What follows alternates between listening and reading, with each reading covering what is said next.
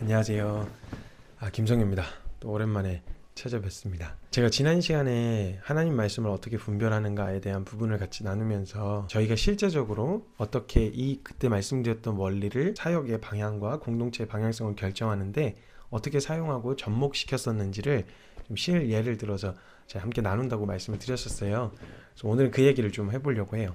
단지 분별하는 것은 이렇게 하는 겁니다 라고 하는 이론이 아니라 그것을 정리시켜 주신 건 저희가 실제로 이렇게 막 시도하고 부딪혀 보면서 깨닫게 되어졌던 은혜라서 저희 안에 실제로 그렇게 적용해 보았던 실예들을 좀 같이 나누려고 합니다. 다이저스가 한 6년 전에 시작을 하게 되어졌어요. 시작을 하고 나서 그때 진짜 아무것도 없었거든요. 뭔가 이렇게 주어진 것도 없었고 뭔가 이렇게 환경이나 그냥 저 몸뚱아리밖에 없었어요. 그래서 한 1년 정도, 1년 조금 안 되게 저 혼자서 막 발품 팔고 돌아다니면서 막 소개를 하는데 뭐 실체가 있어야 사역을 하죠. 진행을 못 하고 있었는데 그러다가 이제 제가 책이 나오게 되어졌고 책을 통해서 이제 실제로 이제 청년들을 만날 수 있는 기회가 주어졌어요. 그리고 이제 고생질이라고 하는 프로젝트가 시작됐죠. 처음 그 프로젝트가 시작했을 때에는 다이제스의 첫 사역이었는데 사무 공간도 없었고 아무 공간이 없어서 저희 집에서 이제 모여서 같이 예배드리고 이제 그런 말씀에 순종하자, 될 때까지 해보자 이런 원리로 이제 같이 진행을 하고 있었어요. 근데 이제 하다 보니까 아무래도 모여서 같이 예배하고 찬양하고 이렇게 진행되어지는데 집에서 하다 보니까 이웃 주변에 이제 조금 민폐가 되어지는 거예요. 너무 소음이 시끄럽고 이러다 보니까 기도를 마음껏 할 수가 없고 예배도 마음껏 하기 어려운 거예요. 그래서 제가 한 가지 기도 제목을 가지고 계속 하나님 저희 그 마음껏 좀 예배하고 찬양할 수 있는 공간이 좀 필요합니다. 좀 그 공간을 허락해 주세요. 이렇게 기도하는 마음으로 계속 기도 제목이었어요. 그러다가 이제 어떤 한 교회와 연결이 됐고 주중에 이제 창고 같은 공간이 하나 있는데 거기를 일주일에 한 번씩 사용하면서 사용해도 좋다 이렇게 말씀을 해주셔서 일주일에 한 번 거기서 모여서 말씀 듣고 이제 같이 진짜 뭐 생각가지고 프로젝트 한번 해보고 이런 이제 사역들을 시작하게 되었죠.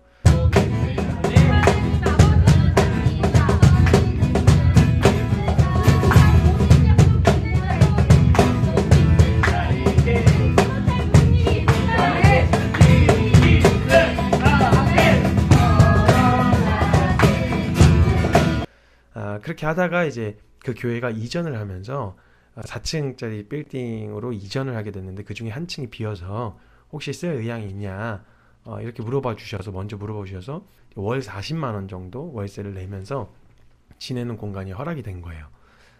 근데 이제 제가 워낙 조금 결정하는 것과 뭔가를 진행하는 데 있어서 되게 신중하고 좀 오랫동안 고민하는 스타일이라서 그게 이렇게 좀 쉽게 안 되는 거예요. 결정이 매월 40만 원씩 이제 지출이 되어야 되는데 뭐 고정적인 사역이나 수익 창출 구조의 사역 단체가 아니다 보니까 이게 좀 두려운 마음이 생기더라고요.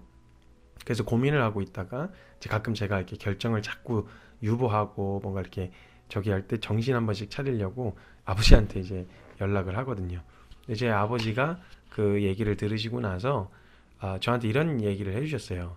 아니 네가 기도했고 그 다음에 사인을 주셨고 그걸 분별했고 그 다음에 확정이 됐으면 검증이 되고 점검이 됐으면 그럼 뭐 다른 거 뭐 있냐 가는 거지. 인생을 맡기겠다는 놈이 그렇게 검증하고 확증되어진 말씀 앞에서 왜 40만 원 못 맡기냐 채우신다 걱정하지 말아라 도전을 해주셨죠. 그래서 오케이 그래서 이제 가자 그래서 이제 이사를 가서 거기서 대략 한 1년 가까이를 정말 신나게 이제 같이 사역하고 예배하고 찬양하고 마음껏 시도했어요.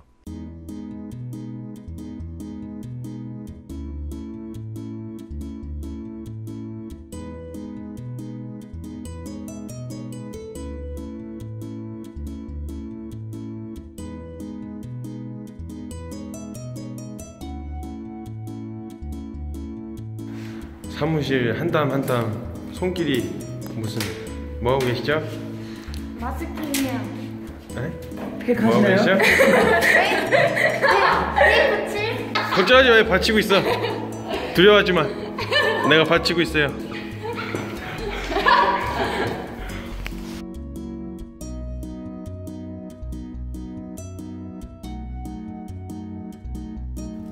우리 회의예요. 우리 회의 공간이 있어요.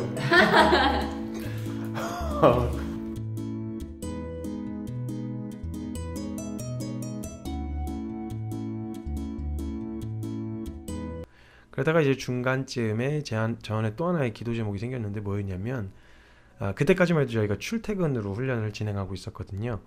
근데 저희 훈련의 주된 목적이 삶에 직접적인 영향을 미치는 생활과 관계와 재정의 영역에서 훈련을 받다 보니까 그 훈련을 받는 데 있어서 출퇴근하다 보니까 집에 가서 자꾸 무너지는 거예요. 그리고 집에서 쟤도 뭐 하냐 막 이런 공격들이 굉장히 심해서 훈련에 집중하기가 어렵고, 그래서 기도하면서 하나님, 정해진 시간을 떼어놓고 청년의 시기에 이 시간을 투자했는데 좀 집중할 수 있는 환경으로 공동체로 좀 함께 살면서 훈련을 해야 될 것 같습니다. 이제 기도하면서 또 기도 제목 가지고 기도를 했어요. 그러다가 마치 그 기도의 응답인 것처럼 보이는 너무 좋은 사인이 보인 거예요. 이제 보통은 이제 그 과정을 잘 거쳐서 원래 신중하게 결정하려고 하는데 이제 오랫동안 기도했고 이제 바로 사인이 보인 것 같아서 점검하고 분별하려고 하질 않고 그냥 오케이, 야, 사인 주셨다, 가자, 이렇게 해서 공동체에다 제가 그냥 선포를 해버린 거예요. 야, 3월에 이사 간다, 이제 공동체를 함께 산다, 준비해라, 이렇게 이제 하게 된 거죠. 거기까지는 좋았어요. 아주 패기 있게 결정한 것까지는 좋았는데 문제는 그 기회가 무산이 돼버렸어요. 근데 문제는 이제 제가 뱉어놓은 말이 있잖아요. 물론 이제 상황상 움직일 수 없는 완전 꽉 막힌 상황이었어요. 제가 너무 괴로워하는 거 보이니까 제가 말을 뱉어놓고 싸질러 놨으니까. 그래서 회의 담당자가 저한테 오더니 그러더라고요. 송 교수님, 저희 그렇게 생각 안 해요. 걱정하지 마세요. 재정 상황을 알고 있으니까 지금 상황이 어쩔 수 없다는 거 알고 있어요. 그래서 괜찮아요, 이렇게 얘기를 하는데 이게 막 더 자존심이 상하는 거예요. 왜냐면 저희 공동체의 부르심이 말씀 따라간다, 말씀에 순종한다, 그리고 제가 항상 말씀을 가볍게 여길 만한 태도들에 대해서 굉장히 경계했었거든요. 예를 들면 비가 온다 그러면 비가 오네, 이거 주님이 가지 말란 사인인가 봐요, 이런 식으로 표현하는 거를 굉장히 경계하고 혼을 냈었어요. 왜냐하면 그렇게 가볍게 여기기 시작하면 말씀이 가벼워지고, 그럼 그 가벼워진 말씀이 내 삶을 걸어서 순종하는 자리에 뛰어들려고 할 때 쉽게 말을 뒤집어 엎고 고백을 뒤집어 엎을 수 있는 여지가 될 수 있어서 그거에 대해서 되게 경계했었는데, 지금 제가 그 말을 뒤집어 엎어야 되는 상황인 거예요. 하나님 말씀하셨다, 가자라고 말했는데 상황 때문에 못 간다, 이 얘기를 해야 되는 상황이 된 거죠. 너무너무 속이 상한 거예요. 하나님 앞에 이렇게 구했어요. 하나님, 제가 잘못 분별한 것 같습니다. 죄송합니다.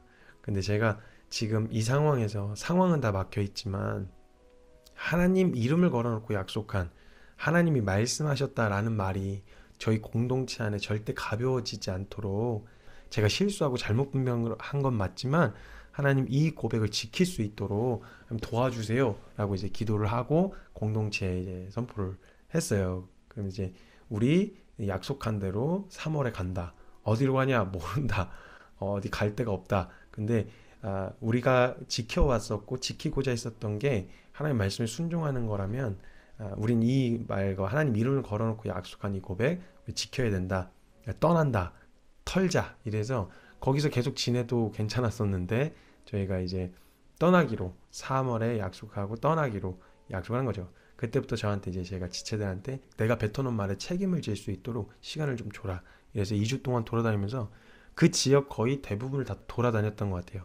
조건이 확실했어요. 왜냐면 제가 기도한 게 공동체로 함께 살 수 있도록 하게 해달라고 구했고 그것에 대한 응답이라고 제가 선포를 했었거든요. 그래서 그냥 일반 사무실로 들어갈 수는 있었는데 그거보다 공동체로 함께 살 공간을 찾아서 들어가는 것이 타협하고 싶지 않았던 마음이었어요. 그래서 이제 제가 이제 기도하면서 돌아다니기 시작했죠. 아무리 찾아도 그때가 한 12명이었으니까 12명이 함께 살면서 훈련받고 할 수 있는 공간이 아무리 찾아도 없는 거예요. 액수도 만만치 않고 저희가 모아놓은 재정은 없고 완전 꽉 막힌 상황이었죠. 그래서 거의 이제 저도 그 고백을 뱉어놓고 지쳐갈 무렵에 제가 인터넷을 이렇게 서치하다가 한 공간이 하나 나왔는데 요양원 공간이었는데 그 공간이 이제 한 6개월 전에 올라온 글이라 에이 나갔겠지 이러고 생각을 하고 전화를 일단 해봤어요. 집주인분이 연락이 됐고 보러 오라고 하더라고요. 그래서 이제 제가 그때 당시에 뭐 일이 있어서 저희 간사 2명을 이제 먼저 보냈어요. 그래서 마치 그 가난 정탐하고 온 정탐꾼 마냥 둘 다 의견이 너무 다른 거예요. 하나는 너무 좋다, 하나는 너무 이제 좀 열악하다, 뭐 이렇게 얘기를 해서요. 결국 이제 제가 직접 가보기로 했어요. 갔는데 너무 좋은 거예요. 문제는 이제 액수였죠. 돈. 그래가지고 이제 물었어요. 집주인한테 물었더니 정확한 액수를 말씀드릴게요. 왜냐면 주님이 어떻게 인도하셨는지를 좀 디테일하게 나누려고 하니까. 예, 정확하게 이제 액수를 얘기하면 보증금 1,600에 권리금 2,600, 그다음에 월세 70만 원을 요구하더라고요. 월세는 저렴한데 이제 모아놓은 돈이 없는데 3,200, 그러니까 3,200, 2,600에다가 1,600 하면 4,200, 4,200 어디서 구하냐는 거죠. 그래가지고 이제 말 너무 터무니없어가지고 안 되겠다 이제 여기서 안녕히 계세요 하고 나왔어요. 나왔는데 그 장소를 그 이전에 쓰시던 분한테 연락이 왔어요. 어떠시냐, 들어오시려고 하시냐 그랬더니 아무래도 이제 뭐 권리금이나 뭐나 이런 여러 가지가 조금 쉽지가 않다, 그래서 안 될 것 같다 이렇게 말씀을 드렸어요. 근데 갑자기 그분이 뭐 하시는 분이세요? 저한테 묻더라고요. 제가 저희는 선교단체고 이러이러한 사역을 하고 있습니다 라고 이야기를 했더니 저희도 거저받은 거 거저드리겠습니다. 그랬더니 이제 권리금을 안 받겠다고 하시는 거예요. 2,600을. 거의 뭐 에어컨이고 뭐고 다 설치돼 있는데. 감사합니다. 근데 이제 보증금 1,600도 걸리는 거죠. 그래서 제가 그 전화를 끊고 집주인한테 올라가서 이야기를 물어봤어요. 그래서 1,600인데 혹시 보증금 1,000까지 어떻게 안 될까요? 이렇게 물어봤더니 뭐 그렇게 합시다. 대신에 월세 좀 더 올립시다. 이렇게 얘기를 하시는 거예요. 그래서 거기까지 얘기 듣고 거기까지도 결정을 못하고 이제 왔어요. 이제 이전에 했었던 실수를 더 반복하지 않으려고 신중하게 결정하려고 뭔가 확 결정하지 않고 와가지고 지체들한테 상황을 나눴더니 한 지체가 이렇게 얘기하는 거예요. 보증금 1,600이었는데 제가 1,000까지 이렇게 하고 왔더니 그 지체가 와 주님이 벌써 600만 원이나 허락해 주셨네요 이러는 거예요. 분명 제가 깎은 건데 주님이 600만 원 허락하셨다고 이야기를 하는 거예요. 그래서 저는 처음에는 이제 뭐야 내가 깎았는데 이렇게 생각하다가 갑자기 그런 생각이 들었어요. 왜 나는 그렇게 볼 눈이 없지? 왜 이걸 주님의 허락하심으로 보는 눈이 없을까? 그래서 이제 기도하다가 분별하고 점검하는 시간을 갖고 가기로 결정을 했어요. 이제 3월 달에 이사하기로 했었는데 3월이 지나기 전에 저희가 그 공간 안에 진짜 말도 안 되는 방법으로 보증금을 주님이 허락하셔서 그 공간 안에 들어갔어요. 그래서 공동체로 함께 살면서 훈련이 시작되어졌어요. 본격적으로. 1년 동안 1층에 호프집에 와갖고 막 밤새도록 기도해도 아무도 뭐라 안 해요.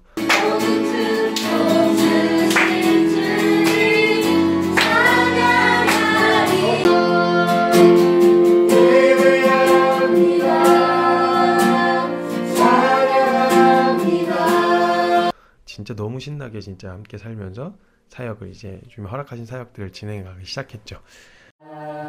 내 앞길 멀고